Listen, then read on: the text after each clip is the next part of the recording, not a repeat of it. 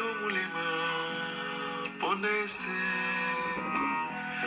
nasenito humanika munyengeyo mbowa mi umulema ponese nadangobe kumo lenjitela myondiyo ekombwa mi umulema ponese tomo musiboi musibu kimuniyo mbowa mi umulema ponese nongelete miye mesena tomseno nongelete puna bwami toya bube maloko mami masona muna isadi miya mwami makomi mami mese omusami kabaruno mulema yo unaese umaese kabaruno mulema unaese umaese kabaruno mulema unaese umaese kabaruno mulema unaese umaese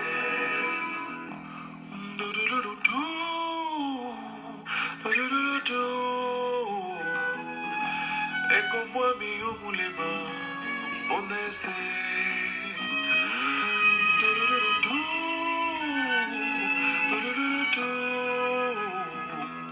mbowa mi umulema ponese nongelete miye mesela tomseno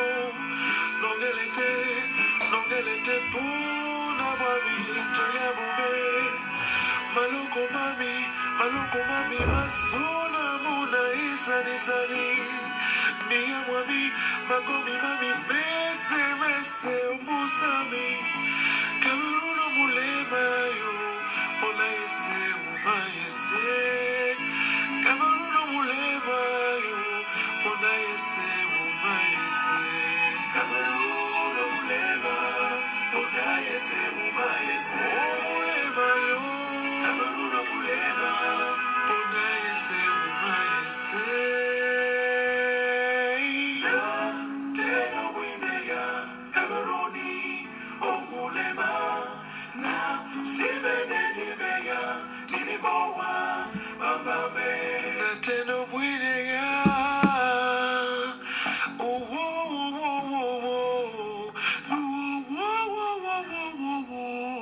ninibowa bambame tena wineya kaburuni omulema na sibenejimeya ninibowa bambame tena wineya kaburuni omulema na sibenejimeya ninibowa bambame kaburuni omulema tena wineya sibenejimeya ninibowa bambame tena wineya kaburuni omulema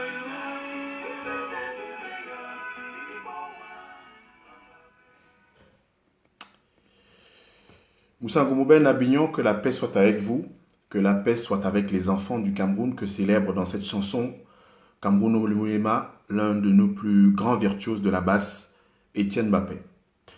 Ce soir, j'ai choisi de parler de la question du pouvoir vacant ou de la question de la vacance dans la gestion du pouvoir au Cameroun. C'est une question, on va dire, d'actualité parce qu'un opposant politique, en l'occurrence Maurice Kamto, l'a posée. Mais c'est une question aussi d'actualité parce que la question, elle peut se poser de manière plurielle.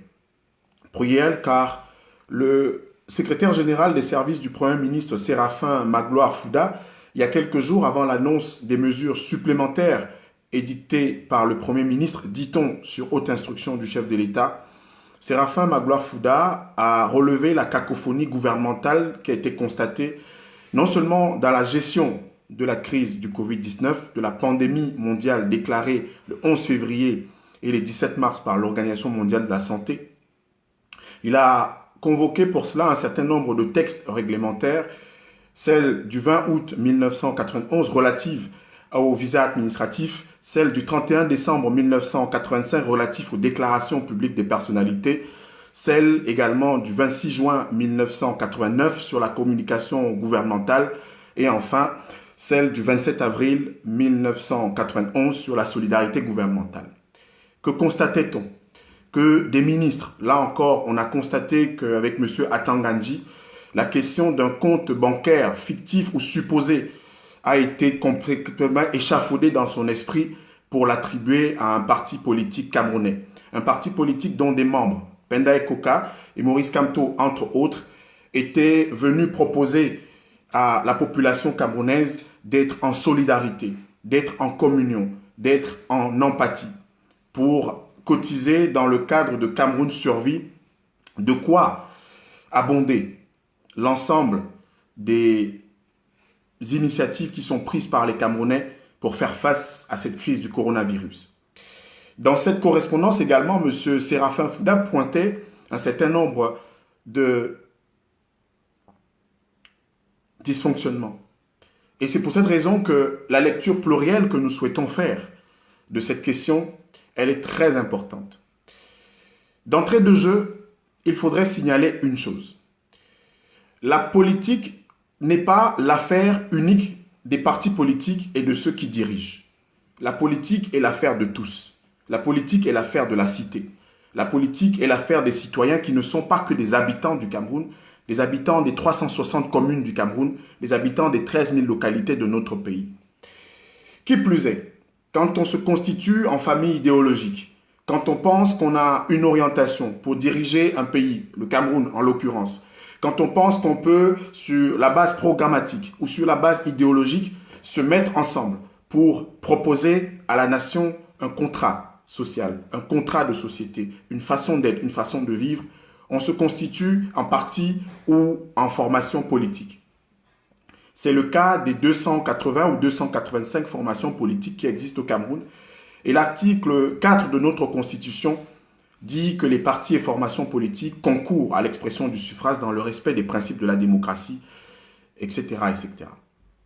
Alain Lancelot, que le président Paul Biya connaît très bien, qui a été son enseignant en 1962, dans les années 60, à l'Institut d'études politiques de Paris, Sciences Po. Alain Lancelot et plus tard Duverger et d'autres spécialistes de sciences politiques nous disent que les partis politiques ont différentes fonctions. Évidemment, celle qui est énoncée dans la Constitution du 18 janvier 1996, comme je venais de le rappeler tout à l'heure, mais également des fonctions d'intermédiaire entre le gouvernement et le peuple. Des fonctions tribuniciennes, où on peut porter des revendications dans le cadre des assemblées ou dans le cadre des médias. Des fonctions également de proposition, des fonctions d'influence et des fonctions de pression. Cela, pourquoi?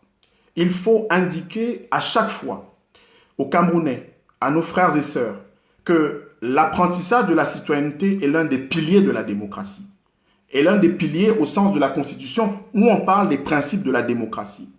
Autrement dit, quand on est un citoyen, quand on est un responsable politique, quand on est au pouvoir, quand on est député, quand on est maire, quand on est conseiller municipal ou quand on est opposant dans un parti politique, président, on a l'impérieux devoir de s'intéresser à toutes les questions. Je dis bien à toutes les questions de la cité. En l'occurrence, tout à l'heure, j'ai évoqué la cacophonie gouvernementale qui a été relevée dans le communiqué du secrétaire général du service du Premier ministre. Cacophonie qui nous intéressait puisque nous sommes Camerounais. Quand on pose la question de la vacance du pouvoir précisément, ce n'est pas, et je veux être clair là-dessus, je ne veux pas me précipiter au journal de la CRTV pour regarder à la fois des balivernes ou des choses qui distraient les Camerounais. Je ne vais pas me précipiter au journal de la CRTV pour regarder des choses encore qui vont causer du ramdam entre des Camerounais. Je ne vais pas me précipiter pour vérifier si le masque que portait l'ambassadeur de France et que ne portait pas le président Biya, alors qu'on nous dit très bien dans les mesures du 9 avril dernier, dans les 7 mesures, que le port de masque est obligatoire. C'est-à-dire que le président de la République a instruit le Premier ministre d'imposer un port de masque obligatoire sur l'ensemble du territoire camerounais, sans de mesures appropriées sur le plan financier, et lui ne le porte pas, le masque obligatoire. L'ambassadeur de France, M. Guilou, est venu à la rencontre du président Biya qui ne porte pas un masque. La communication, mes chers amis, mes chers frères, mes chers compatriotes, Monsieur le Président de la République, chers amis du gouvernement camerounais, la communication est quelque chose de terrible. Elle est à double tranchant. Parfois, vous croyez bien faire. Parfois, vous voulez bien faire et on creuse des trous. Quand un président de la République édicte des règles, la première chose, la chose la plus cohérente, c'est de la respecter. En clair, les Camerounais Bayam Salam, Mouto Taximan, débrouillards. Au Cameroun, le ministre de l'Emploi et de la Formation professionnelle le sait et le ministre du Travail et de la Sécurité sociale le savent. Nous sommes officiellement entre 15 et 20% de taux de chômage. Mais le taux de chômage est beaucoup plus important parce que nous sommes dans la question du sous-emploi. Et les personnes à qui on impose le port de masque au Cameroun ne peuvent pas l'acheter compte tenu du salaire minimum au Cameroun. Le salaire minimum au Cameroun, il est de combien? Le salaire minimum du Cameroun, il est de moins de 40 000 francs CFA. Si vous avez un masque de 500 francs CFA, un masque de 500 francs CFA, tous les jours, ça vous revient, faites le calcul en 10 jours à 5 000 francs CFA et à 15 000 à la fin du mois. Si vous devez l'acheter pour votre femme, si vous ne pouvez l'acheter pour votre enfant, pour vos enfants, eh bien, on aura des familles qui ne pourront pas le faire. Voilà cela. C'est ce que nous appelons à la fois cette cacophonie, cette incohérence, et puis également cette façon de penser que notre pouvoir est en vacances. En vacances au sens large du terme. En vacances parce que nous n'arrivons pas à avoir la maîtrise de notre destin, de notre quotidien. Et tout à l'heure, je vais l'illustrer avec un certain nombre d'exemples, de préoccupations sur la loi de finances rectificative qui n'est pas encore prise, sur l'ordonnance que le président de la République a prise le 4 juin 2018 pour réviser la loi des finances et celle également qui a été faite le 23 mai 2019 pour réviser la loi des finances parce que les lois de finances rectificatives ou les collectifs budgétaires et dans la pratique camerounaise, la question de l'ordonnance sont prises pour une raison simple. C'est qu'au cours de l'année budgétaire, avec les prévisions, on peut avoir des éléments de conjoncture qui arrivent. Des éléments de conjoncture comme celle de la crise du Covid-19. La crise du Covid-19 qui impose au Cameroun, selon ce que nous avons entendu après la réunion des ministres des Finances et de l'économie des pays de la zone CEMAC, le 20 mars dernier à Brazzaville, eh bien, le Cameroun sera obligé de réviser sa loi des finances. Sa loi des finances sur plusieurs aspects. Les prévisions pétrolières ne seront pas au rendez-vous.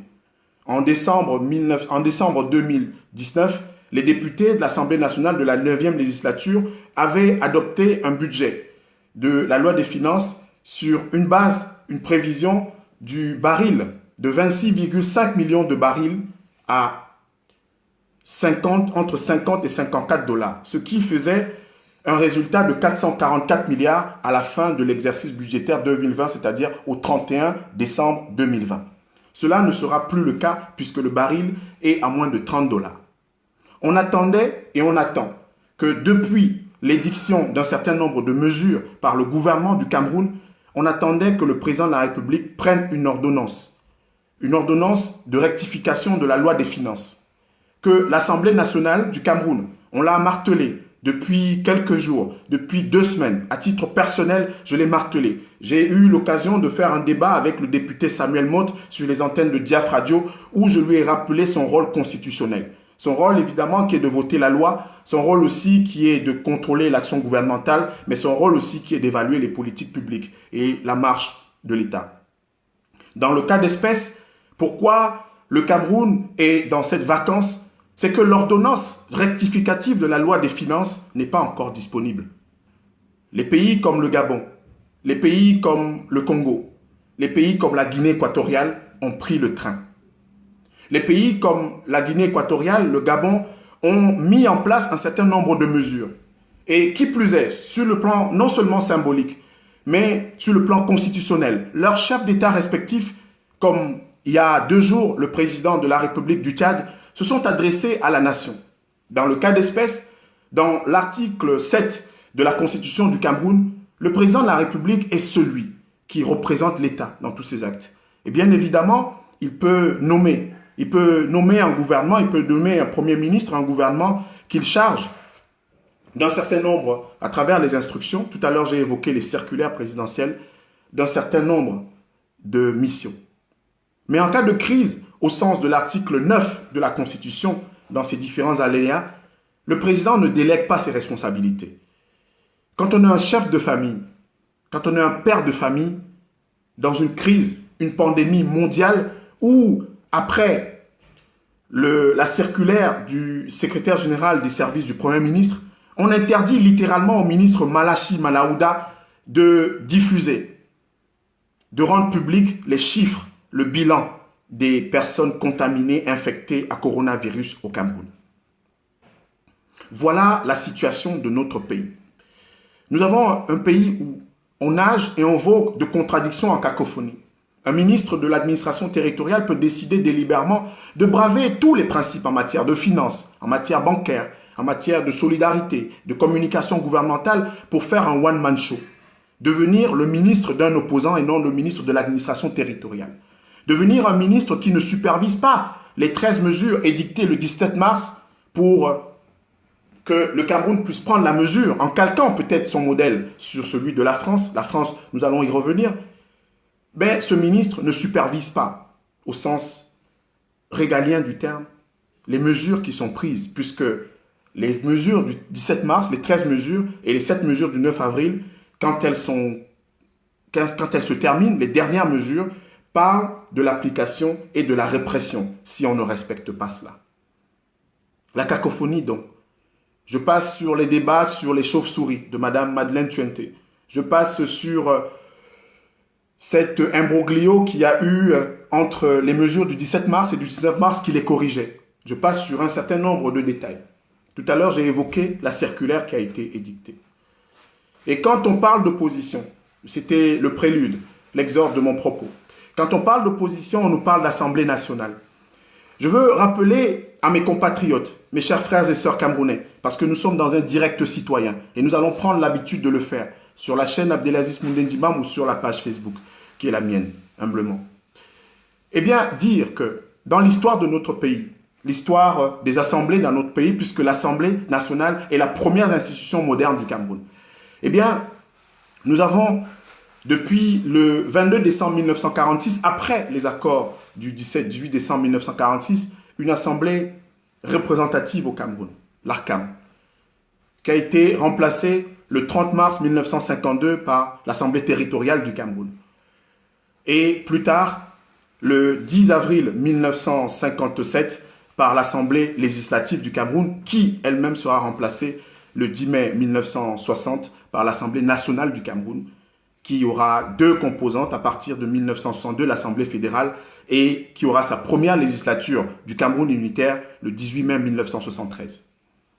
Quand vous avez une histoire comme celle-là, qui devait rassembler les Camerounais, parce que l'éducation citoyenne en France, l'éducation citoyenne dans différents pays, se fait précisément par le fait d'apprendre l'histoire de son pays.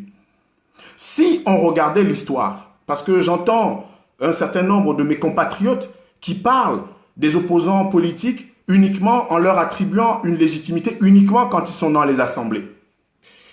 On va dire, après avoir évoqué cette histoire de notre assemblée, donc des institutions au Cameroun, eh bien, parmi les fondateurs de l'Union des populations du Cameroun en 1948, au café chez Sierra à Douala, parmi le seul qui a été dans les institutions au Cameroun s'appelle Charles Assalé. Ni Guillaume Onde, ni Guillaume Bagal, ni Léonard Bouli, ni Manga Mado, ni Moumi Etia, ni Emmanuel Yap, ni Jacques Etoundi, ni Jacques Bidoun. Aucun d'entre eux n'a été député au Cameroun. Aucun d'entre eux. Ni conseiller municipal, ni député, ni dans une assemblée. Mais ils avaient une légitimité. Pourquoi? Parce que l'UPC, et aucun parti n'a encore atteint ce record, l'Union des populations du Cameroun avait 400 à 500 comités locaux dans le pays et plus de 100 000 adhérents. 100 000 adhérents qui attribuaient à ces responsables politiques une légitimité.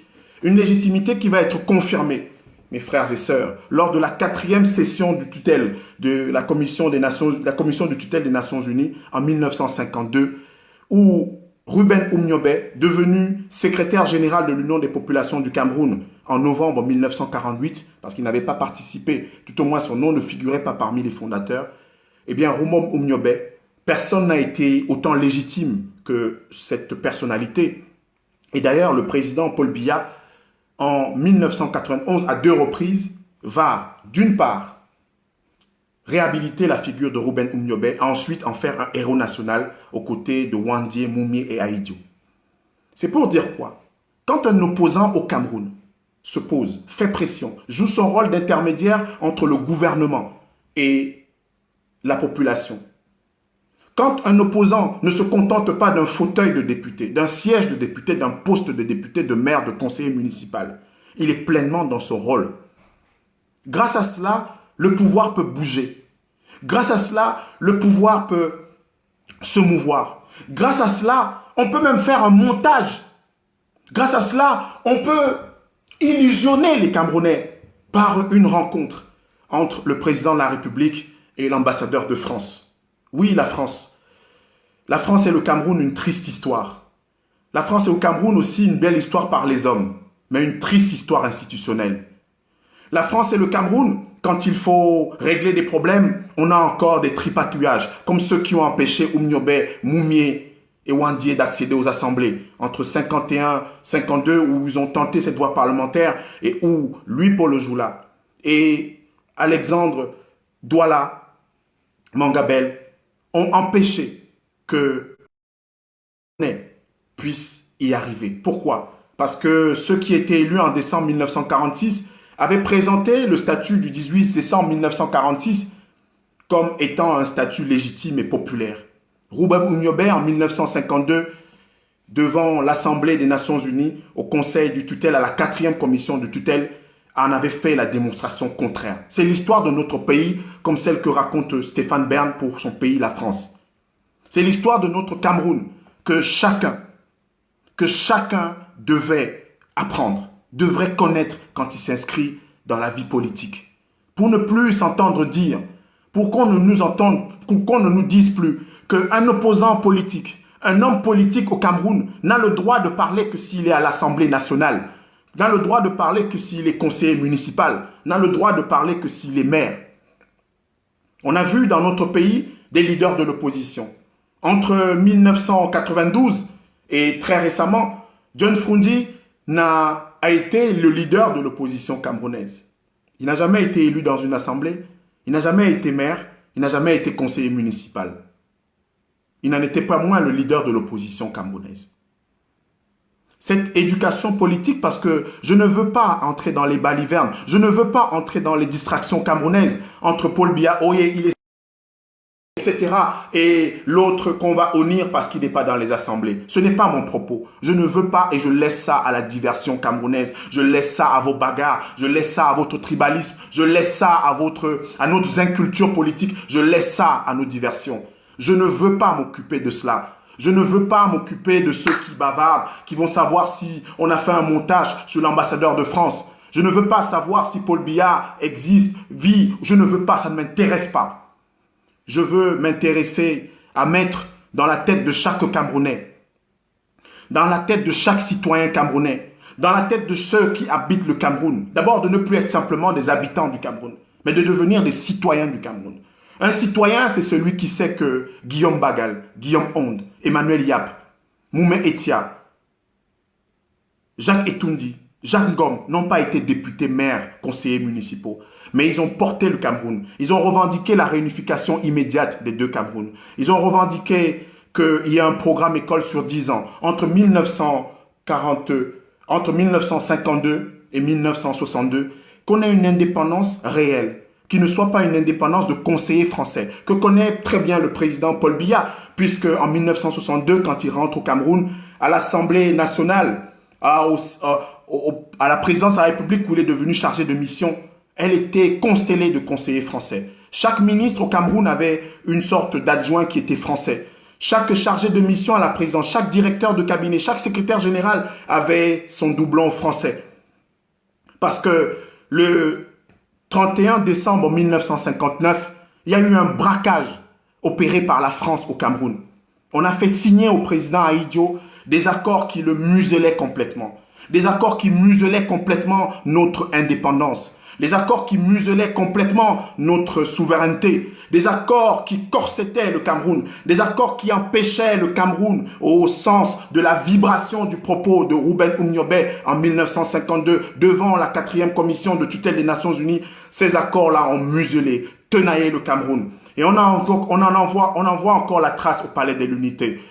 Quand on évoque, au sens de l'article 6, alinéa 4 de la Constitution sur les questions de vacances, constatées par le Conseil constitutionnel, qu'est-ce qu'on nous sort? Une rencontre entre le président de la République du Cameroun, mon pays, notre pays, celui d'Étienne Mbappé, qui était en prélude de ce vidéo en direct, ce direct citoyen. On nous sort encore l'ambassadeur de France au Cameroun. Toujours la France. Toujours la France dans les coups fourrés au Cameroun. Toujours la France dans les manipulations. Toujours la France dans ce qui ne va pas. Toujours la France. Est-ce que vous avez vu le président de la République de France recevoir l'ambassadeur du Cameroun un jour à l'Élysée?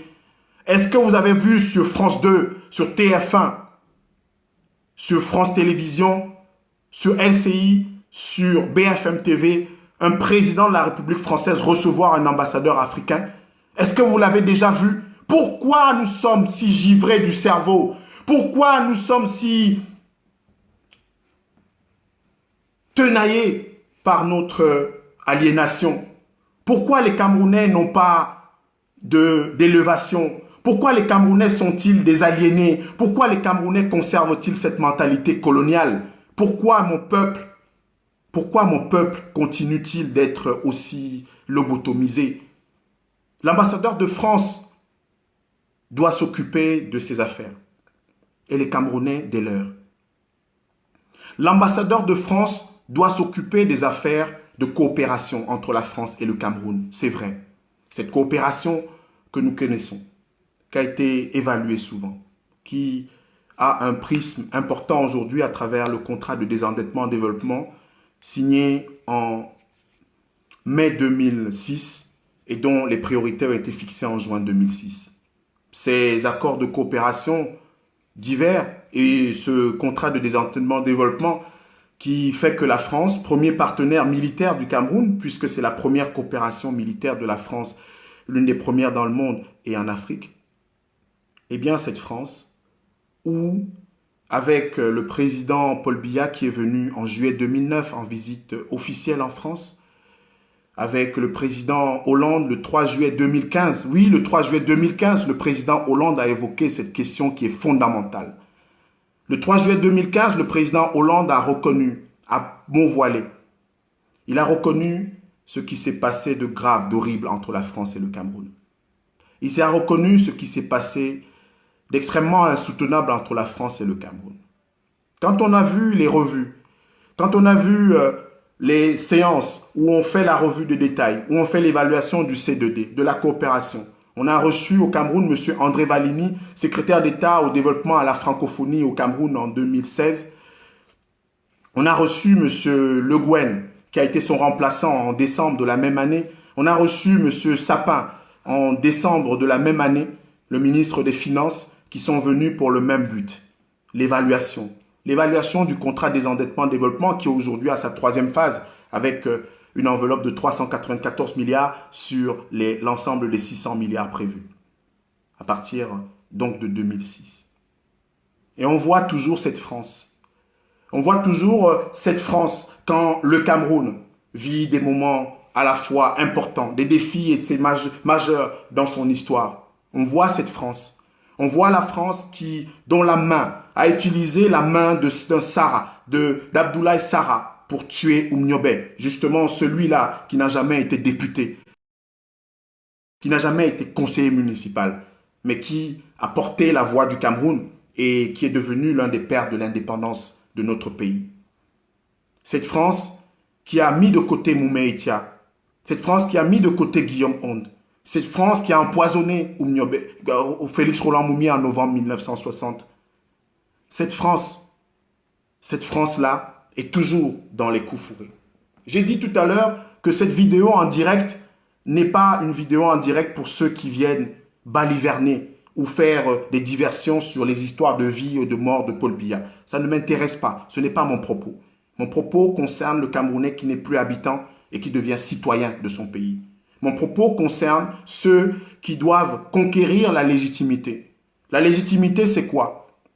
Je m'adresse aussi à tous ceux qui doivent être humbles dans la classe politique camerounaise. Chaque homme politique camerounais doit être humble. Le président de la République, Paul Biya, Maurice Kamto, Cabral Liby, Bello Bouba Maïgari, etc. Joshua Oshi, ni John Fondi. Nous devons être humbles. Pourquoi? Parce que les Camerounais ne nous suivent pas, ne vous suivent pas dans ce qui est fondamentalement la mobilisation populaire, la mobilisation pour que nous décidions ensemble de l'avenir de notre pays. Nous avons une population aujourd'hui qui est estimée entre 26 et 30 millions d'habitants. 26 et 30 millions d'habitants selon les projections du dernier recensement de 2007, puisque nous avons une croissance de 3% par an. 3% de la population. Et on nous apprend et on sait que le Cameroun a 45%. C'est-à-dire que quand vous faites le calcul, vous voyez que ceux qui sont en âge de voter arrivent très rapidement à la majorité électorale. Et voilà notre pays où les Camerounais traînent le pas à aller voter. Les Camerounais traînent le pas à aller s'inscrire sur les listes électorales.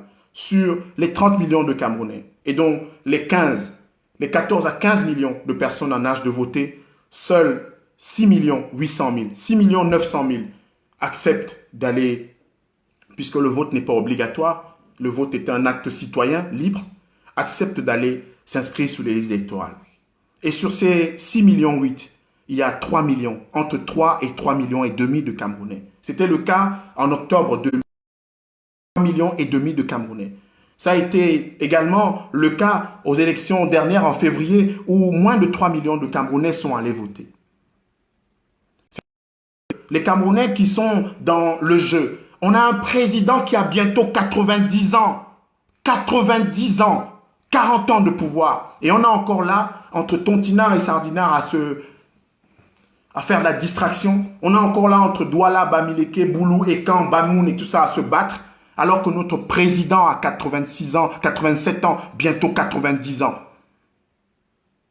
Voilà la situation de notre pays, où un peuple ne peut pas prendre en main son destin, où les Camerounais sont ignorants complètement de leur histoire, où les Camerounais sont là à se demander ce que fait un ambassadeur de France dans les histoires du Cameroun au moment où le président doit prendre une ordonnance, où l'Assemblée nationale doit avoir une loi rectificative pour s'adapter à la conjoncture économique et puis prendre les mesures pour nous permettre de gérer la situation actuelle et puis également la perspective de l'après-Covid-19. Voilà la situation du Cameroun. Parce que, à titre personnel, je ne m'intéresse pas et je ne m'intéresserai pas aux histoires et aux photos de Paul Biya. Ça ne m'intéresse pas les photos de Paul Biya. Ça ne m'intéresse pas le costume de Paul Biya. On l'a trop vu son costume. Le costume de Paul Biya doit être dans une maison de retraite ou dans sa maison de retraite. Le costume de Paul Biya doit être chez lui, où il le jouit avec sa famille, avec Brenda, avec Chantal Biya, justement d'une retraite paisible. Le costume du président de la République au Cameroun, si on n'est pas en mesure de prendre les mesures, si on n'est pas en mesure de se mettre au diapason de ce que les Camerounais attendent. Le président de M. Guilou s'est exprimé 4 fois devant les Français. L'Assemblée nationale française et le Sénat, le Parlement, la Chambre haute et la Chambre basse, le bicaméralisme qui nous ont refourgués. Ce Parlement s'est réuni pour adopter une loi de finances rectificative, donc un collectif budgétaire.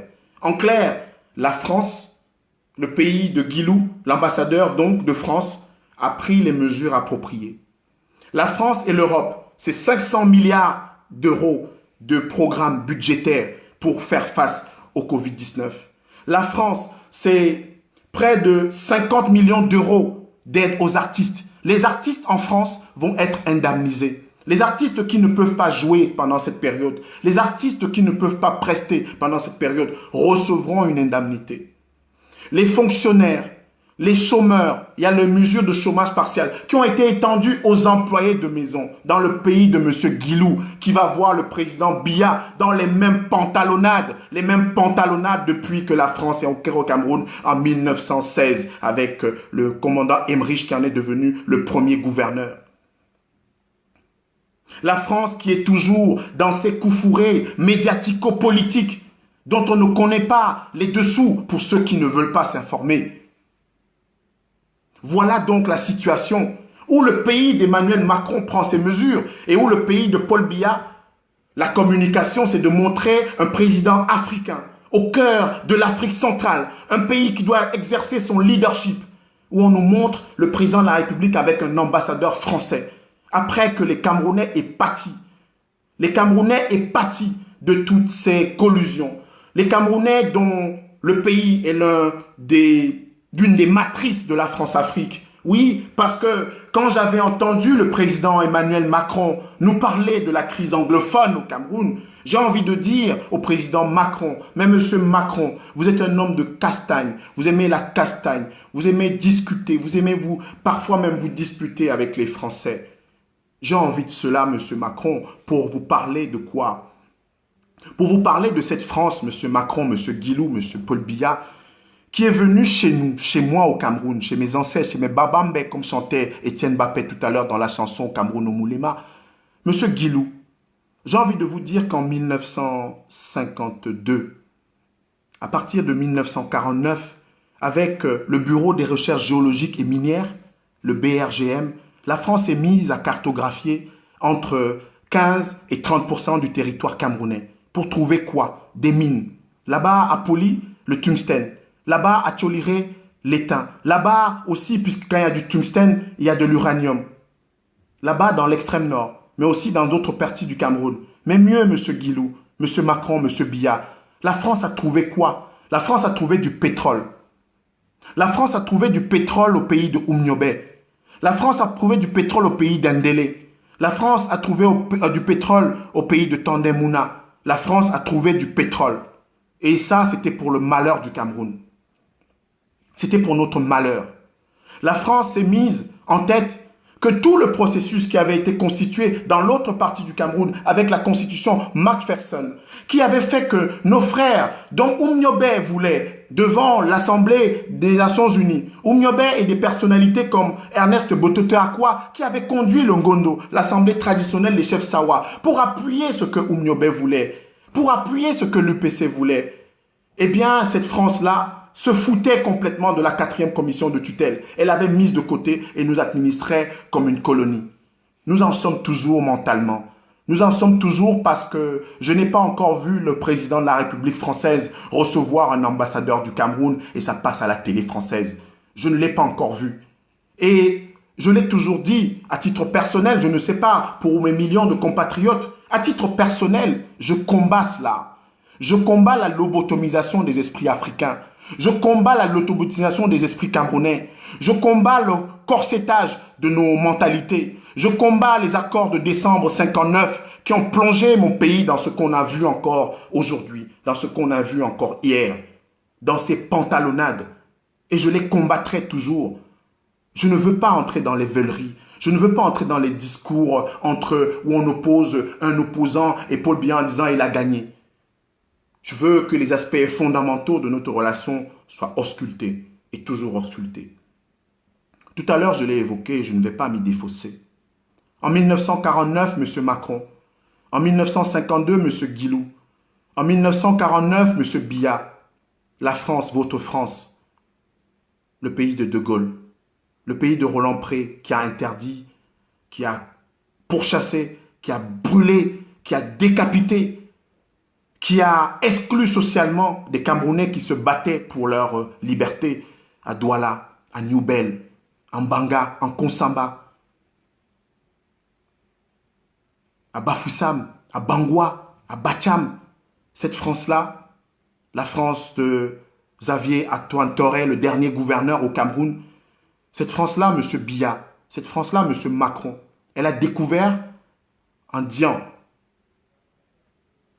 à Mundemba, chez Joshua Oshi là-bas. dans le prolongement de ce qu'on appelle aujourd'hui le pays Sawa, chez les Bakossi, etc., eh bien, la France a découvert du pétrole. Les 26 millions de barils qu'on exploite au Cameroun qui sont inscrits dans la loi de finances de 2020, dont il faut réviser complètement, par une ordonnance que le président de la République, Paul Biya, monsieur le président, que vous devez prendre. C'est ça votre responsabilité. Ce n'est pas le cinéma, monsieur le président. Ce n'est pas l'affichage au journal de 20h30. Ce n'est pas l'affichage à 19h30.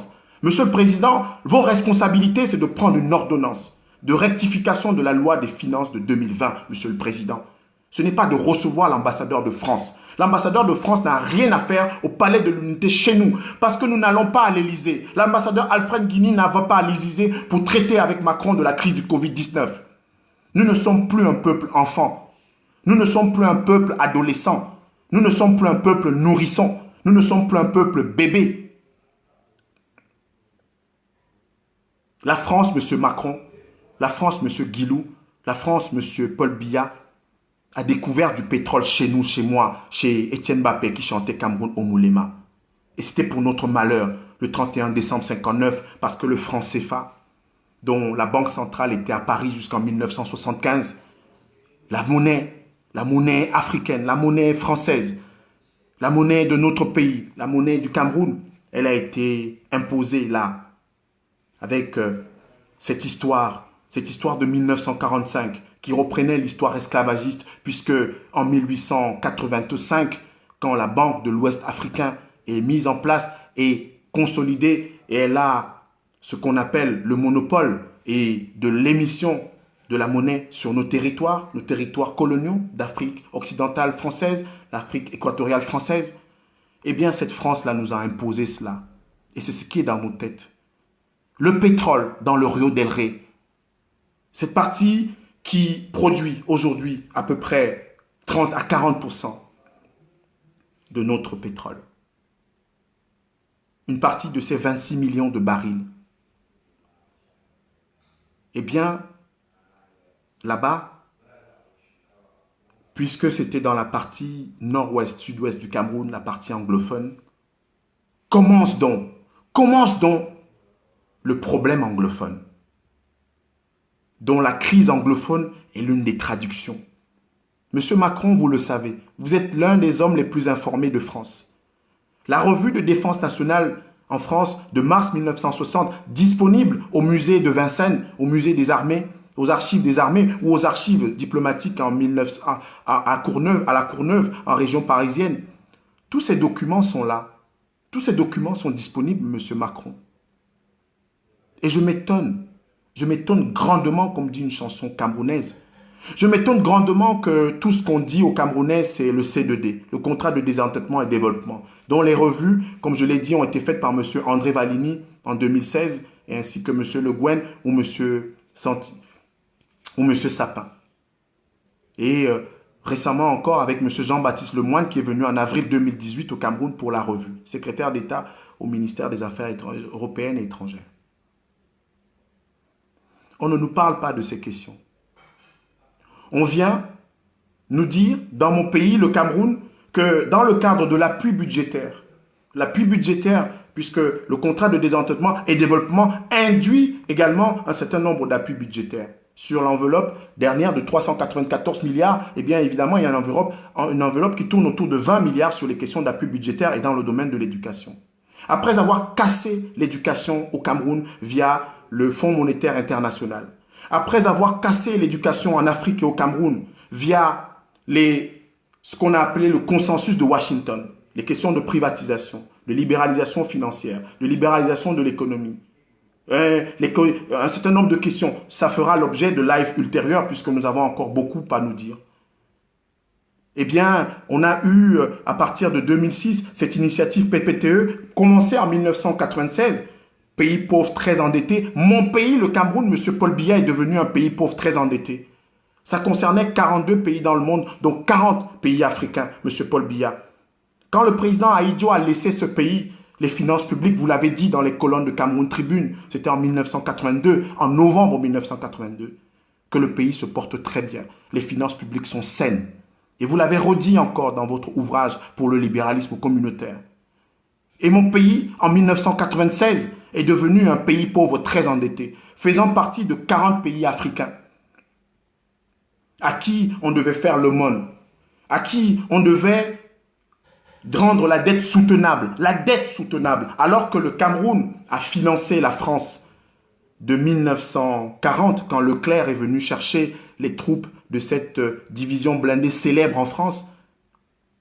Entre 1940 et 1945, toute l'économie camerounaise a été enrégimentée pour nourrir, pour appuyer l'effort de guerre en France. Donc moi, Camerounais, je ne sais pas pour vous, pour M. Biya, pour ses compatriotes et mes compatriotes, moi, Camerounais, je considère que tout appui budgétaire camerounais reçu par la France, reçu de la France, je considère que tout argent reçu de la France, par le biais de l'Agence française de développement, ou par le biais de mécanismes comme le contrat de désendettement en développement, je le dis et l'assume, est une rétrocession au Cameroun de ce que la France nous a pris en Afrique et au Cameroun. Je le considère ainsi. Que je sois engagé en politique ou pas, je le considérerai de cette manière. Que je sois dans mon métier, dans mes attributions, dans mes fonctions de journaliste ou de citoyen engagé ou pas, je le dirai de la même manière. Je ne peux pas être complice des pantalonnades quand il s'agit de l'Afrique, matrice de l'humanité, qui n'est pas le nourrisson de l'humanité. Je ne peux pas être complice de ce qui se passe quand on me dit que le président Emmanuel Macron a allégé la dette des pays africains.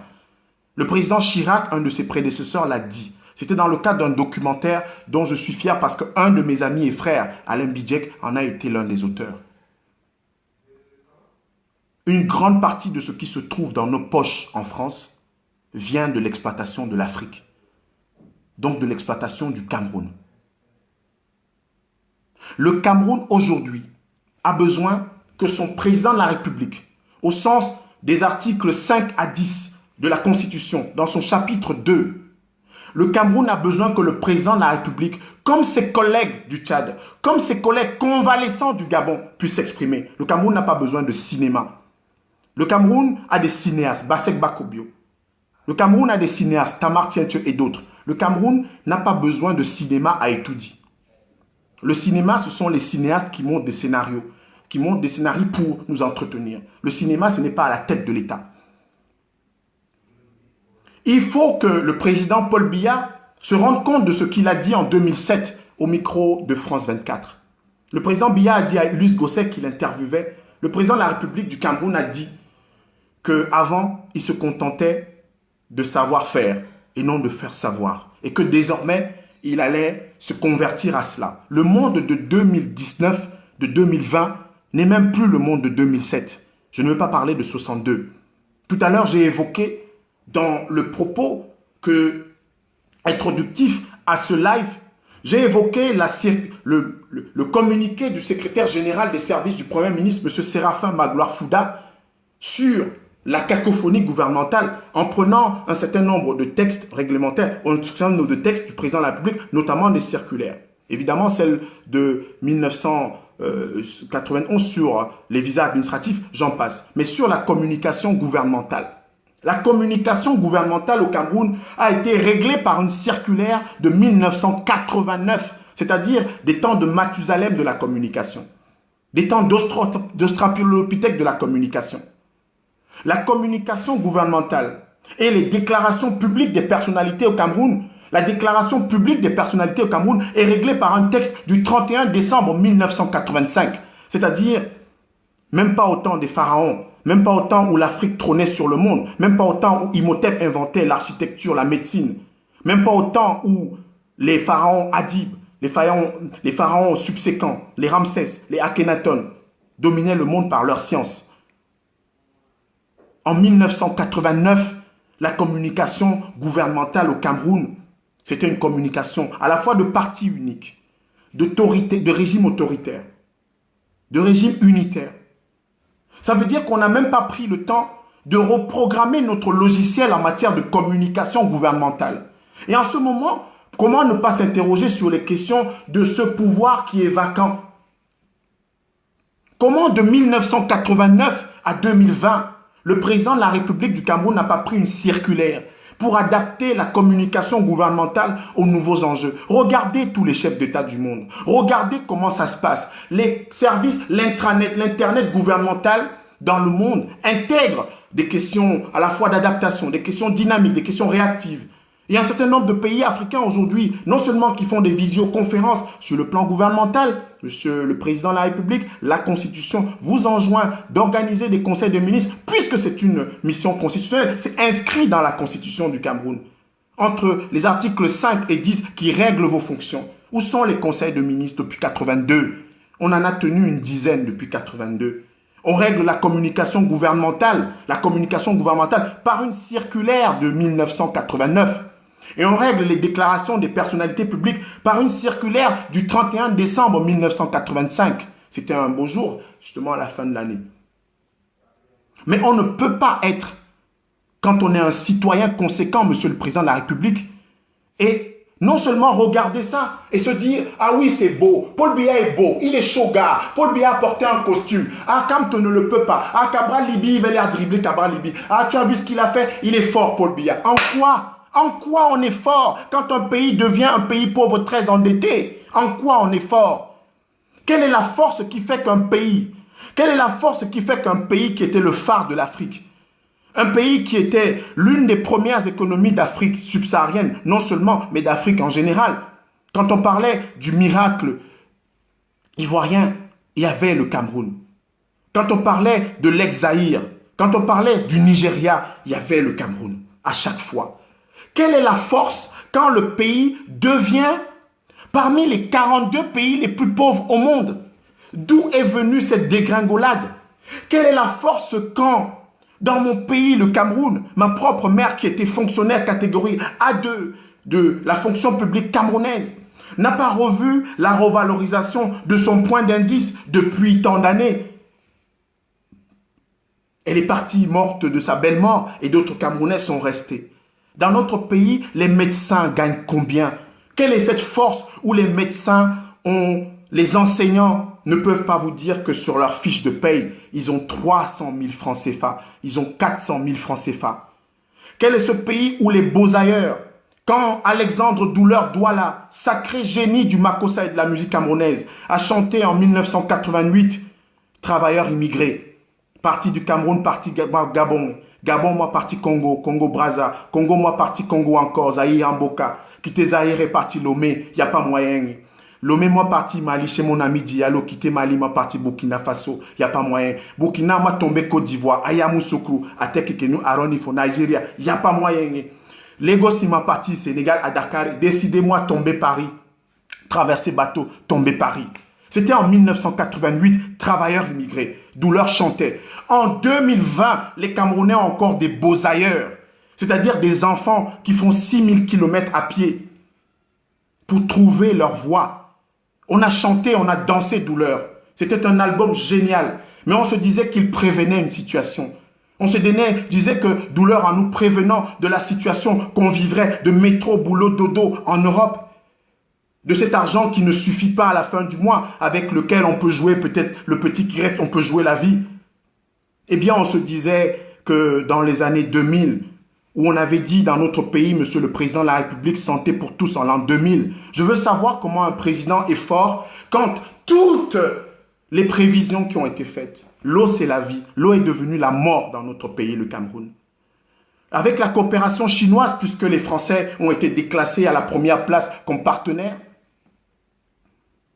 avec la coopération chinoise, il y a eu près de 60 milliards de francs CFA pour l'alimentation en eau de Yaoundé avec la réhabilitation de la station de Komiada. On demande aux Camerounais de laver les mains, de se laver les mains.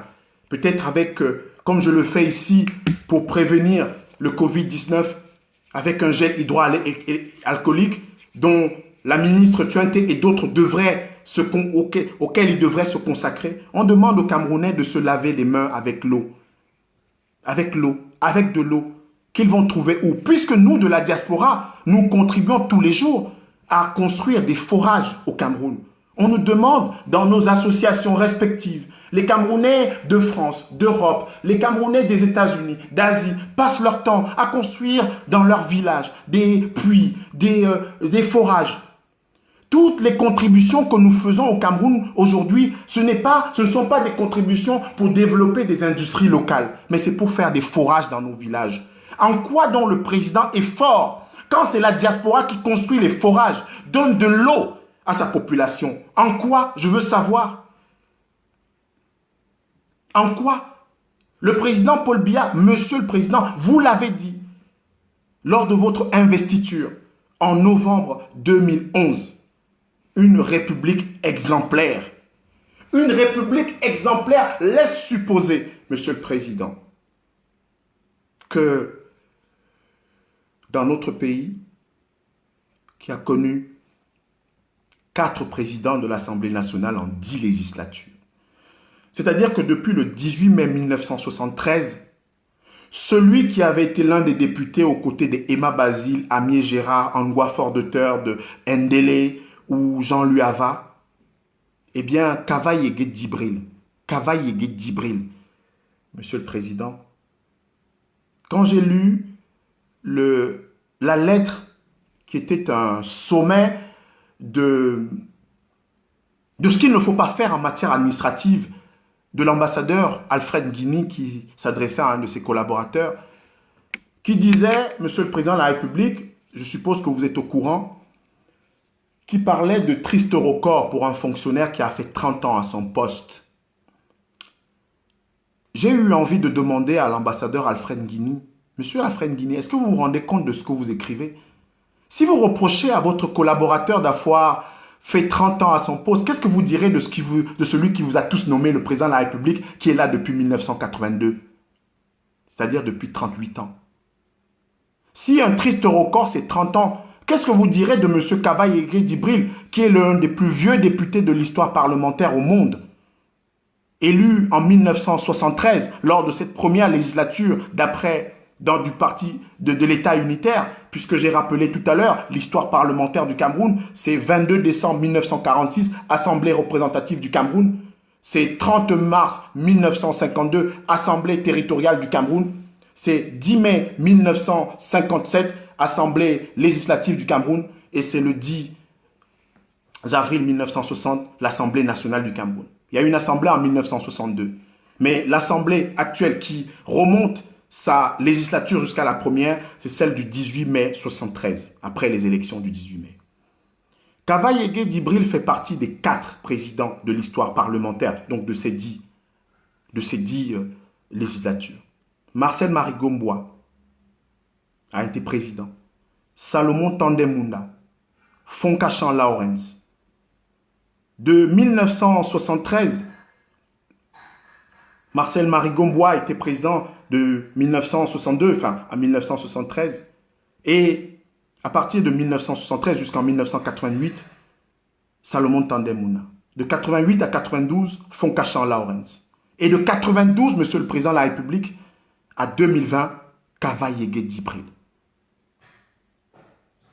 Kavaye Djibril est président de l'Assemblée nationale au Cameroun. Dans un pays avec tant de génie, tant de compétences, tant de cadres, tant d'hommes politiques, Kavaye Djibril est président de l'Assemblée nationale du Cameroun depuis 1992. Depuis 28 ans. Kavaye Djibril est député depuis 1973. Il a refusé, monsieur le président de la République, d'exécuter vos propres instructions dans le cadre de votre parti politique, le RDPC. Vous avez instruit vos militants de respecter les principes de la retraite parlementaire, de respecter les principes qui faisaient qu'après 3 mandats, on va à la retraite, monsieur le président de la République. Kavaye Djibril n'a pas respecté. Il est président de l'Assemblée nationale. En quoi on est donc fort quand on ne peut pas faire respecter ses propres principes aux membres éminents du bureau politique du RDPC, aux membres éminents du comité central du RDPC. Le ministre Joseph Oona, de grande réputation, puisque ce sont nos maîtres en droit, nos maîtres dans un certain nombre de domaines, le droit constitutionnel. Il est devenu membre du Conseil constitutionnel. Monsieur le président de la République, avant que monsieur Oona ne soit nommé membre du Conseil constitutionnel, il fallait s'assurer qu'il n'est plus membre du comité central du RDPC, qu'il en démissionne. On entend encore la démission de monsieur Joseph Oona. Et on peut multiplier les exemples comme ça à travers la République. On peut multiplier les exemples à travers le 237. On peut multiplier les exemples à travers le triangle national. Je veux savoir, je veux qu'on m'explique comment. On est bon tout simplement parce que Dakole Daïsala, qui a créé un parti pour répondre à la domination Peul, dont l'arrière-plan, c'est l'invasion et les invasions Peul à partir du Massina au Mali actuel, à partir du Fouta Toro et du Fouta Djalon au Sénégal actuel, de populations Peul au Cameroun, qui sont entrées entre le 17e et le 19e siècle au Cameroun, pour conquérir des terres, les terres de ceux qu'on appelait les Tupuri, les Mundans, les Kapsiki, les Wandala. Et oui, Dakole Daïsala a créé ce parti, le MDR, le Mouvement de défense de la République. Les enfants de Baba Simon, les Baskouda et autres. Justement, ces gens qui résistaient à la domination Peul sur le plan religieux, sur le plan culturel, sur différents plans. Il a créé ce parti, qui a, avec 6 députés,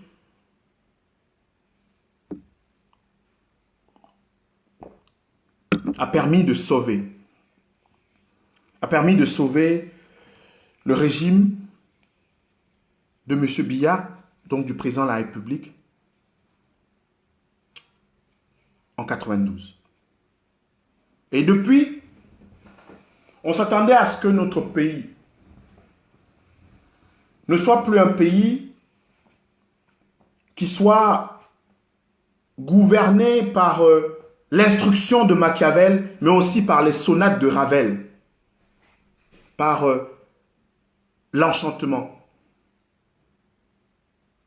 Que ce ne soit plus Machiavel qui porte la question de la conservation du pouvoir, mais que ce soit également notre tour de Babel camerounaise, c'est-à-dire que cette diversité camerounaise qu'on allait réinventer. En 1985, on a fait un colloque au Cameroun sur l'identité culturelle camerounaise. Et d'autres colloques, le professeur Lep, le professeur Ngango, le professeur Eno Belinga, Joseph Marie Somba, Jassé Joya Aboubakar, Dorothy Jema, Notoué. Ils ont pensé ce Cameroun. Ce Cameroun où, en 1992, on se disait que, après que Kodok, après que Bello Bouba Maïgari, après que Dakole ait confirmé cette tradition camerounaise de la transhumance, de la trahison politique, de la parole donnée qu'on bafoue, on s'attendait à ce que notre pays redécolle. On s'attendait à ce que ce pays qui a tout donné à certains de ses enfants, dont le président de la République, Paul Biya, qui de 1962 à 2020 ne connaît pas le prix d'une baguette, d'un pain, qui de 1962 à 2020 ne connaît pas le prix de l'essence, qui de 1962 à 2020 a été entièrement à la charge de l'État du Cameroun. Chargé de mission en 62, président de la République en 2020. Directeur du cabinet civil en 1965, Premier ministre en 1979. Secrétaire général du ministère de l'Éducation nationale, de la jeunesse et de la culture et président de la République le 6 novembre 1982. À la charge entière des Camerounais. C'est cela. Et quand nous parlons de notre pays, nous ne voulons pas et nous ne souhaitons pas être dans la distraction, dans les balivernes, dans le haoula-oula, dans le oye, etc. Non, ça ne m'intéresse pas, ce n'est pas le genre de la maison. Ce n'est pas le genre de ma maison.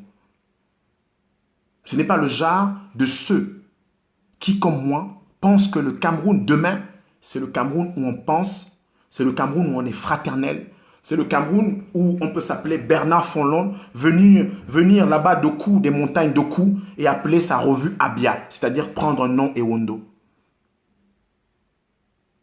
Le Cameroun où on peut s'appeler André-Marie Tala et chanter Metenamse, l'un des premiers bikoutis modernes au Cameroun.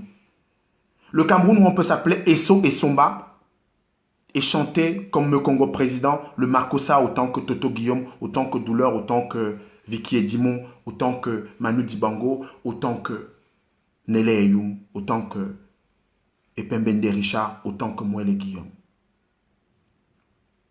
On a entendu très souvent dans notre pays, parce que nous voulons parler du Cameroun en profondeur et non pas dans les balivernes, nous voulons parler du Cameroun d'où on peut être opposant et ne pas être à l'Assemblée nationale comme Oumniobé, mais amener, être un phare pour son pays.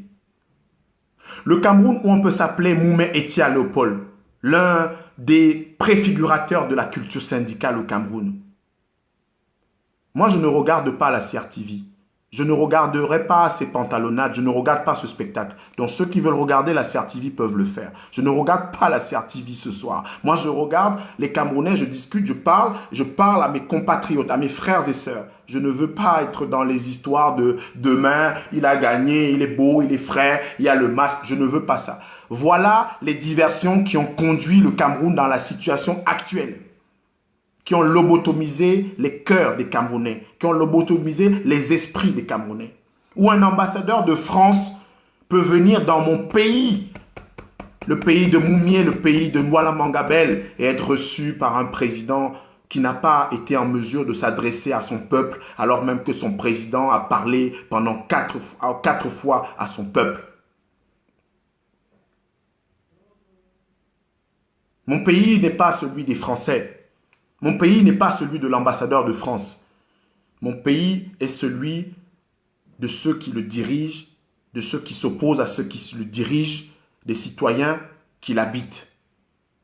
La crise du coronavirus ne doit pas être réglée par l'allègement de la dette de Macron. Elle doit être réglée par les dispositifs constitutionnels, les mécanismes réglementaires, dont la question de l'ordonnance que le président de la République a l'habitude de prendre pour rectifier la loi des finances. Il a fait le 4 juin 2018. Le 4 juin 2018, le président de la République a relevé le budget de 4 513 milliards à 4 698 milliards. Le président de la République l'a fait le 23 mai 2019. Après la quatrième revue du programme de facilité de crédit du Fonds monétaire international, après la revue entre le ministre Alamine Mey et la représentante du FMI, eh bien, une ordonnance pour rectifier la loi. Nous sommes en 2020, en avril 2020. Le monde n'a jamais connu depuis la Deuxième Guerre mondiale une crise aussi systémique. Le monde n'a jamais connu une pandémie aussi virale. Évidemment, c'est un virus, mais dont la dynamique et la prévalence sont foudroyantes. Le monde n'a jamais connu une crise où 3 milliards d'êtres humains sont confinés. Le monde n'a jamais connu une crise où il y a 1 800 000 personnes touchées. C'est vrai, 400 000 guéris, mais il y a une centaine de milliers de morts qu'on découvre avec un virus qui mute, un virus qui se transforme et qui affole tout le monde. Le monde n'a jamais connu cela. Et tous les présidents de la République ont pris leur constitution comme leur livre de chevet pour dire quel est mon rôle. Ont pris leur conscience comme leur livre de chevet, leur bréviaire pour dire quel est mon rôle. Ils se sont parlé. Ils ont, comme au Sénégal, où Ousmane Sonko n'a jamais reconnu la victoire de Macky Sall, eh bien, ils ont fait ce geste. Oui, puisqu'il y a des gestes barrières. Il y a des gestes barrières, mais à la présidence de la République du Cameroun, on se salue. Le président de la République, qui le 9 avril dernier a édicté cette mesure, n'a pas son masque. Alors qu'il a rendu obligatoire pour des Camerounais qui gagnent à peine 25-30 000 francs le mois. Voilà la réalité du Cameroun. Ce n'est pas le cinéma, ce n'est pas le Ndjoka, ce n'est pas les soirées camerounaises à Paris, ce n'est pas la rue de la Joie à Douala. C'est la situation grave. C'est la situation qui est terrible de notre pays. C'est la situation qui est absolument intenable de notre pays.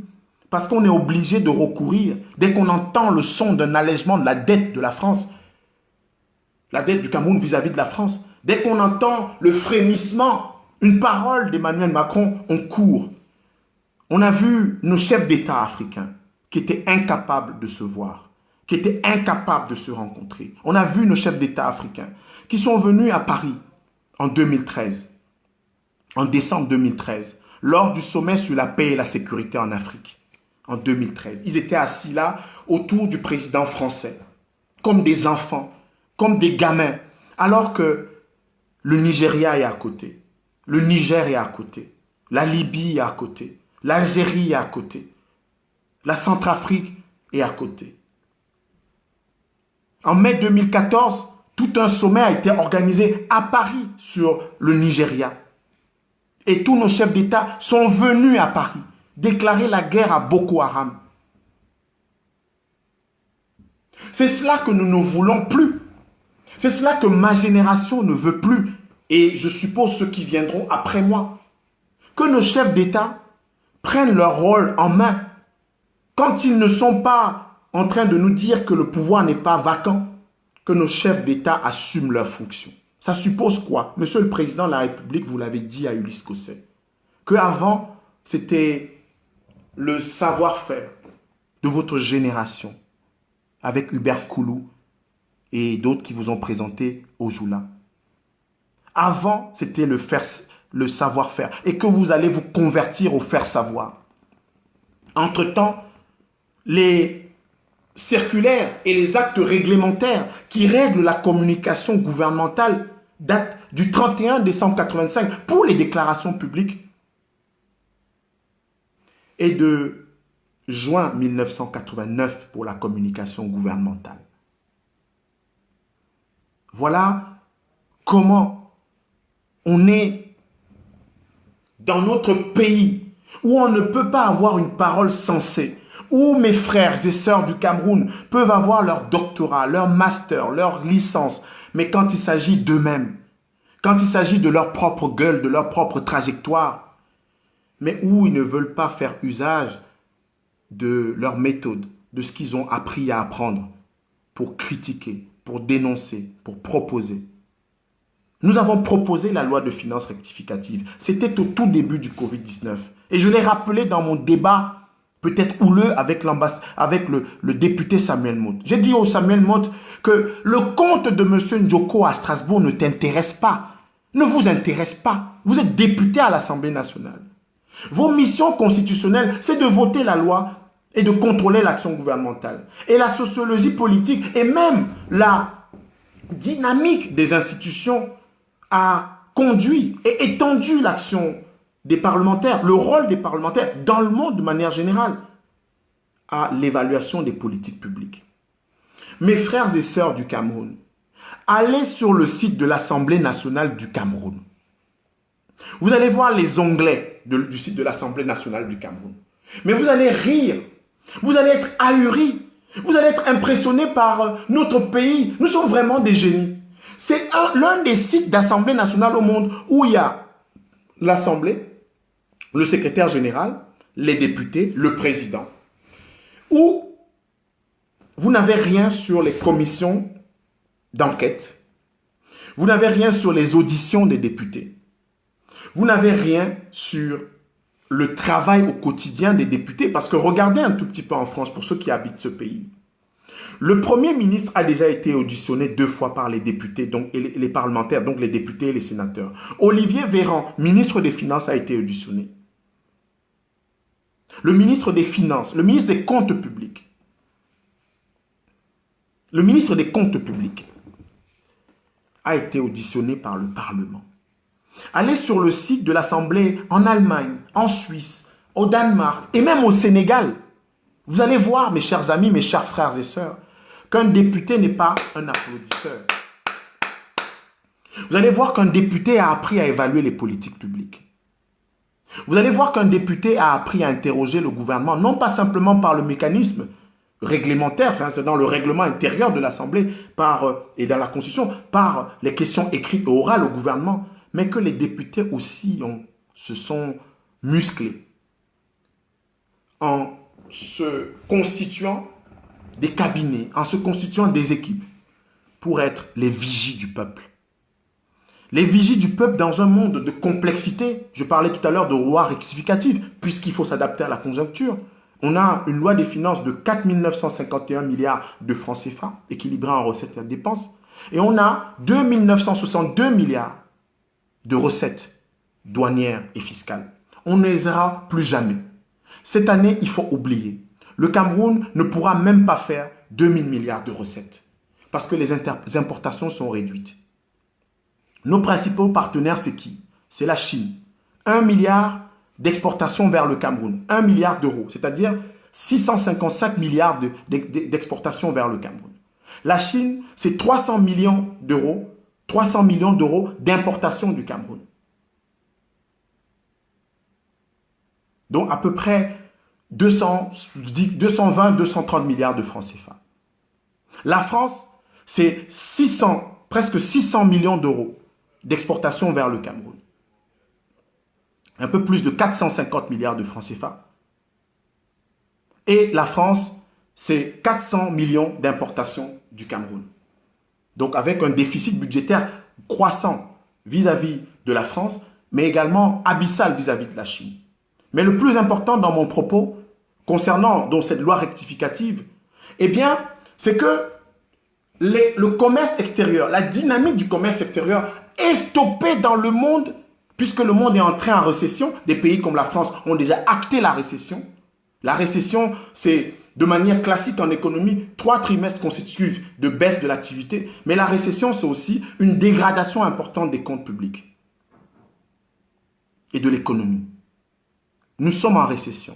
Et le continent africain, dont on parle de 450 000 cas d'ici le mois de décembre, touchés par le coronavirus, avec un certain nombre de problèmes structurels que vous connaissez de manière classique sur notre continent et dont le Cameroun n'est pas exempt.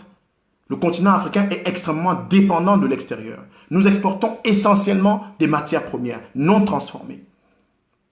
Le cacao, le bois du Cameroun sont transformés à moins de 30%. Le pétrole est exporté en brut. 26 millions de barils exportés en brut. Et donc la redevance pétrolière, chers amis, chers compatriotes, chers frères et sœurs, la redevance pétrolière qui devait nous rapporter 444 milliards va nous rapporter bien moins de 200 milliards. En clair et autrement dit, les communes, et c'est pour ça que mon message à Paul-Éric Kingé avait, si je puis me permettre, une certaine cohérence et même une pertinence, c'est que nous n'aurons pas les 715 milliards de francs CFA représentant 15% du budget de l'État. 15% du budget de l'État. On est passé à 1% avec la loi du 25 décembre 2019 portant Code général des collectivités territoriales décentralisées et avec une dotation beaucoup plus importante résultant également des résolutions du Grand Dialogue National, eh bien on a porté cette dotation générale de décentralisation qui est réglée par le décret du 4 août 2009, autant pour moi. Cette dotation dont les modalités sont réglées à travers ce décret, eh bien cette dotation est passée de 1%, 49 milliards, à 15%. On n'aura plus cet argent. Ça veut dire que dans nos communes, on va avoir des problèmes. Mais comment on fait pour régler ça? Je veux savoir comment on peut avoir un président de la République qui, on est à 2 mois de cette crise, pratiquement 2 mois de cette crise. On n'a pas encore, alors que les ministres des Finances de la zone CEMAC se sont réunis le 20 mars, M. Motazé était là. Et le M. Motazé s'est exprimé au micro de l'ensemble des chaînes africaines et panafricaines qui y étaient, des chaînes nationales. Il s'est exprimé de manière responsable, je dirais. Mais aujourd'hui, nous sommes à l'orée du 20 avril. Où est l'ordonnance? Où est la loi de finances rectificative? J'ai entendu les députés Cabral Libi, les députés de l'UDC, Yumo Kupit, l'évoquer à mots voilés. Où est cette assemblée qui doit prendre ses responsabilités? L'Assemblée nationale, on nous dit qu'il y a un opposant, effectivement, qui pose la question. C'est une question de cohérence. Si les gens ne sont pas cohérents, on peut leur expliquer. Si les gens ne peuvent pas comprendre les mécanismes, on peut leur expliquer. Nous sommes un pays avec des talents, des compétences. C'est le rôle de la CRTV, c'est ce que les médias, mes confrères, doivent faire. Il faut que dans chaque journal au Cameroun, il y ait une rubrique citoyenneté pour expliquer. Si les gens ne comprennent pas la logique. La logique, c'est quoi? La logique, c'est que l'Assemblée nationale, dont le rôle est de voter les lois, notamment la loi des finances, se retrouve face à un problème. Un problème. L'initiative des lois appartient dans la Constitution du Cameroun du 18 janvier 1996, révisant celle du 2 juin 1972, eh bien, concurremment au gouvernement et à l'Assemblée nationale. En clair, autrement dit, les députés du RDPC, les députés de l'UNDP, les députés du SDF, les députés du PCRN, les députés du FSNC, les députés du MCCDD et les députés de l'UMS sont donc obligés de jouer leur rôle. Obligés de jouer leur rôle. Je me demande comment on peut vivre dans un pays, le Cameroun, où le ministre des Finances revient de Brazzaville avec des évidences, parce qu'on sait que ça va se passer ainsi. Et l'Assemblée nationale est là à garde, à attendre qui? Le président? À attendre quoi? Les ministres? Je ne comprends pas. Je ne comprends pas comment les Camerounais ne comprennent pas, y compris de la diaspora. Les Camerounais qui vivent en France depuis 30 ans, depuis 40 ans, depuis 25 ans, depuis 20 ans, ils voient tous les jours en France des lois de finances rectificatives. Les pays comme la France, Édouard Philippe est allé présenter à l'Assemblée nationale et au Sénat, qui les ont adoptés le même jour, des lois de finances rectificatives avec un train de mesures pour s'adapter à la conjoncture mondiale actuelle, la crise systémique actuelle. Eh bien, tout ce qu'on nous dit, c'est qu'un n'est pas opposant et un n'est pas à l'Assemblée et les autres y sont. Eh bien, ceux qui y sont, qu'est-ce qu'ils y font? 152 députés du RDPC. Mesdames, messieurs les députés, vous êtes incapables donc de prendre l'initiative d'une proposition de loi de finances rectificative? Le Premier ministre a pris un certain nombre de mesures, le 17 mars et le 19 mars. 13 mesures. Et le 9 avril, 7 mesures. Le Premier ministre a trouvé le moyen de régler la cacophonie gouvernementale. Mais le Premier ministre, comme on le sait, il est corseté. Il ne peut pas prendre l'initiative. Et donc, il faut attendre le président de la République. On nous a dit que son silence était d'or. Eh bien, si le silence est d'or, le pays dort. Si sa parole est d'argent, nous en manquons. Si le président, son silence est d'or, le silence ne peut pas être un mot de gouvernance. Ça n'existe nulle part. Aucun pays au monde ne s'est développé par le silence du président. Aucun. Dites-moi, dans l'histoire du développement économique du monde, je peux parler à perte de vue de cette question. Dites-moi, Camerounais, Camerounaises, quel est le pays au monde, parmi les puissances actuelles, parmi ceux qui sont à la tête, qui nous donnent justement de l'argent, qui allègent nos dettes, qui nous font des dons comme la Chine, Exim Bank, avec les prêts concessionnels et les non concessionnels, pour lesquels le président, en 2018, s'est rendu à 2 reprises en Chine pour négocier un allègement de 400 milliards de l'enveloppe de 1900 milliards de dettes vis-à-vis de la Chine.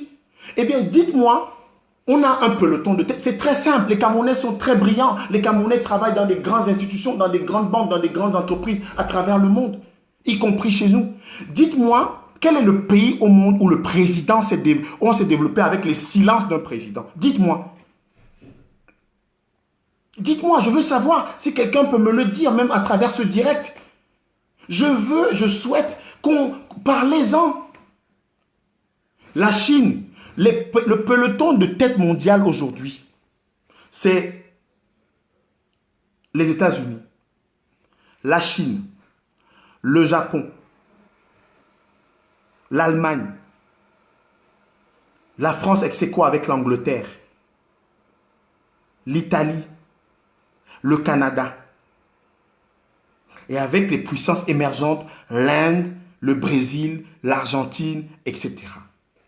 Dites-moi, mes frères camerounais, je veux qu'on débatte. Dites-moi quel est le pays qui s'est développé, ces dernières années, qui a été le pays qui nous a bluffé par sa capacité à partir de 1979, quand on a changé le logiciel chinois après la mort, évidemment, de Mao Tse-tung, quand on a adopté en Chine le principe d'un pays, 2 systèmes, donc sous la houlette de Deng Xiaoping, 50 ans, après le Japon qui a fait 30 ans pour devenir 2e puissance mondiale, après sa défaite de 1945, le Japon en 30 ans est devenu 2e puissance mondiale. Et là-bas, on parle au Japon. On parle. Les Japonais parlent. Les Japonais s'expriment. Le Premier ministre du Japon parle. Il parle aux gens, il parle aux députés, il parle au gouvernement, puisqu'il fait des conseils de ministres. Le Cameroun est 15e économie d'Afrique en général. Il y a 54 pays en Afrique. Le Cameroun est la 15e économie.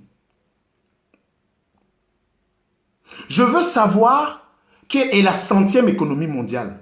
Le Cameroun, 100e économie mondiale. Je veux savoir comment on peut être un pays qui est 100e et où on est premier et on parle. Donald Trump parle, il fait des conférences de presse tous les jours. Le président chinois, ça fait au moins 40 discours, 40 cérémonies qu'il a présidées, dont la dernière des hommages aux morts. Le président chinois est présent. Le président allemand s'est exprimé.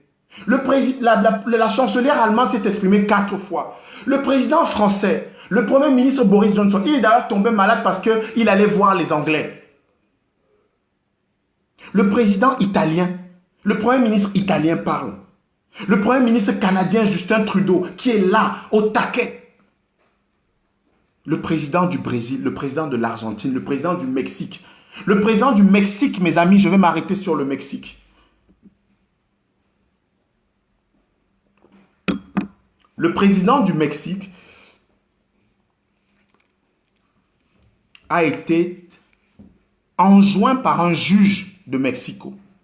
Le président Obrador, Manuel López Obrador, c'est un juge de Mexico qui a obligé le président de la République du Mexique à s'exprimer sur la crise du coronavirus, à prendre des mesures adaptées et appropriées. Le juge, et évidemment, un journaliste, je prétends en être, ne peut pas raconter des balivernes. Je ne suis pas un journaliste du Hilton ou un journaliste Sakodo, journaliste très bien formé par mon pays, le Cameroun. Vous pouvez vérifier cela.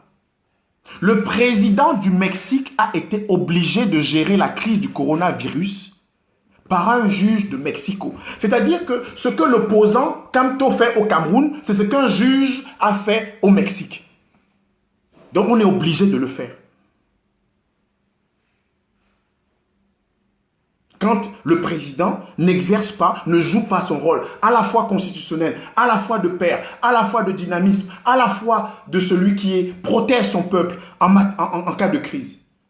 Le juge à Mexico a obligé le président à tenir une conférence de presse avec l'ensemble du gouvernement au palais présidentiel. Et à partir de ce moment-là, les mesures de confinement et un ensemble de mesures ont été adoptées par son pays, le Mexique.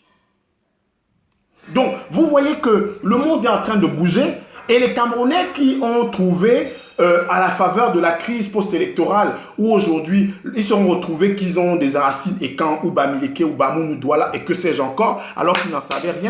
Voilà un pays où les gens vivent en France. Leurs enfants ne parlent pas leur langue. C'est-à-dire que les Bassa sont beaucoup comme ça en France. Les Bamoun sont beaucoup comme ça en France. Les Bamileke sont beaucoup comme ça en France. Les Douala sont beaucoup comme ça en France. Leurs enfants ne parlent pas leur langue. Les enfants ne partent pas en vacances au Cameroun dans le village. Les enfants ne mangent même pas les mets de leur région. Mais les gens développent des réflexes tribalistes. Ils deviennent Ekan, ils deviennent autochtones au Cameroun, ils deviennent suprémacistes Bamoun, Bamileke, Beti, etc. Et ils disent que le fédéralisme va être une séparation en Bantoustan au centre sud-africain du Cameroun. Ils ne savent même rien du fédéralisme. Ils ne savent pas que en Allemagne, puisqu'il y a des Camerounais qui vivent en Allemagne, on a ce qu'on appelle le fédéralisme coopératif. Les Allemands disent qu'il n'y a aucune région de l'Allemagne qui doit vivre dans la pauvreté. En clair, la Bavière, qui est une région riche, va s'occuper du Bade-Württemberg, qui est une région qui est relativement pauvre, ou bien les régions de l'ancienne RDA, l'ancienne Allemagne de l'Est. Le Nigeria a un mécanisme de péréquation, où on prélève de l'argent, c'est-à-dire que l'État fédéral prélève le pétrole et répartit aux États. 30% pour l'État fédéré et le 70% pour l'ensemble du Nigeria. Les Camerounais, avant de parler, instruisons-nous, apprenons, lisons. Et c'est le président Biya qui exerçait les Camerounais en disant « lisez la presse, écoutez la radio, regardez la télévision ». Et grâce des cas, dans un titre à succès, elle a dit « la vérité vient d'en haut, la rumeur vient d'en bas ». Mais aujourd'hui, on ne sait pas, c'est peut-être inversé. C'est peut-être inversé. Donc, on a une situation dans notre pays où les Camerounais qui ont des diplômes excellents, les Camerounais qui sont des gens qui sont performants, n'arrivent pas dans le débat public à appliquer ce qu'ils font dans leurs entreprises, dans leur vie au quotidien. Aoun, au quotidien. Donc, nous avons dans notre pays une situation. Pardon, une seconde, excusez-moi.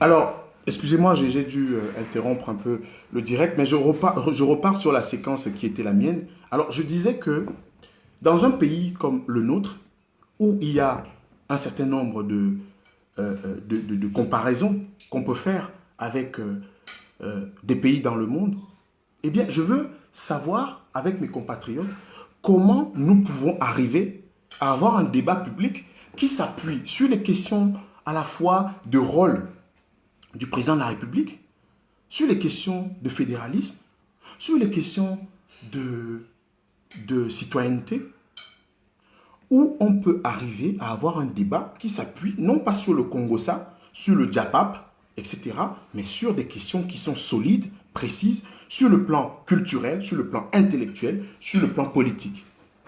C'est ce que nous souhaitons faire. C'est ce que nous souhaitons apporter au débat public dans notre pays, le Cameroun. Tout à l'heure, je l'ai évoqué et je reviens de manière circulaire en boucle sur ces questions.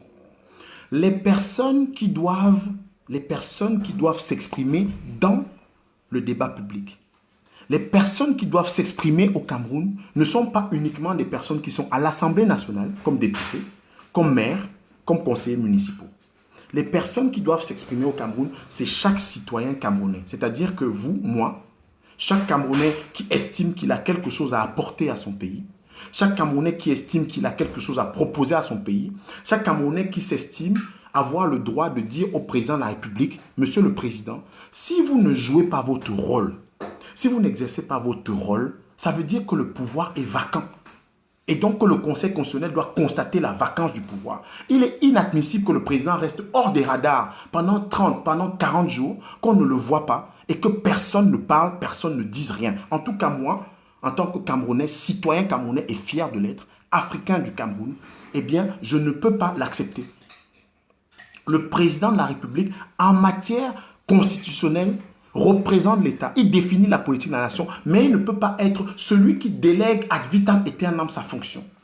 La crise se gère par le commandant en chef. Le commandant en chef de l'armée Cameroun, c'est le président de la République, Paul Biya. Et il doit exercer son rôle à la fois constitutionnel et son rôle symbolique. C'est cela. C'est que on ne peut pas continuer de manière systématique à avoir un pays où on nous explique en faisant des thèses de doctorat que le silence est efficace. Le silence n'a aucune efficacité dans le cas du Cameroun. Si Yaoundé n'a pas d'eau, c'est que le silence n'a pas d'efficacité. Si Yaoundé ou Douala n'ont pas d'eau, le silence n'a pas d'efficacité. Si nous avons un pays où on considère que le président est un démiurge et qu'on n'a pas encore de loi de finances rectificative, donc une ordonnance en bonne et due forme, comme celle du 4 juin 2018 sur la loi des finances, parce qu'il faut s'adapter à la conjoncture mondiale actuelle, le silence n'a pas d'efficacité. Et donc, à ce moment-là, le pouvoir est en vacances, puisqu'on ne sait pas où est le président.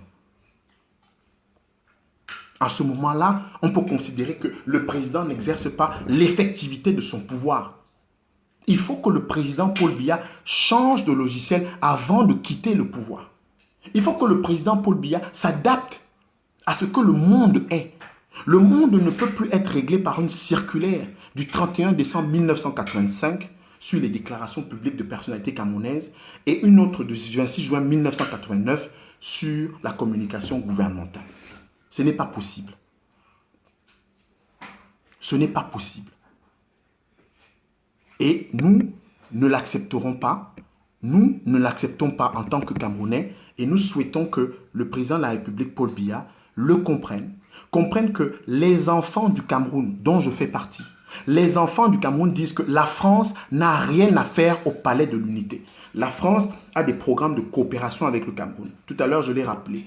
Un document prioritaire, un document cadre en 2006, en juillet 2006, justement, qui organisait ce contrat de désendettement et développement, qui est un mécanisme qui permet que quand le Cameroun paye sa dette, eh bien, on rétrocède au Cameroun cela sous la forme de dons. C'est ce qui a permis, par exemple, de faire, entre autres, le pont du Vouri, les pénétrantes est et ouest de Douala et un certain nombre de projets subséquents. Il y a des accompagnements budgétaires. Donc, en fait, nous disons qu'il n'y a pas de souci. Tout à l'heure, j'ai évoqué l'arrière-plan, tout le passif de notre relation avec la France. Et que la France, le pays de l'ambassadeur Guilou, eh bien, la France règle ses problèmes par elle-même. La France règle ses problèmes avec ses ministres, avec ses députés. Le Cameroun a à régler ses problèmes avec son président de la République.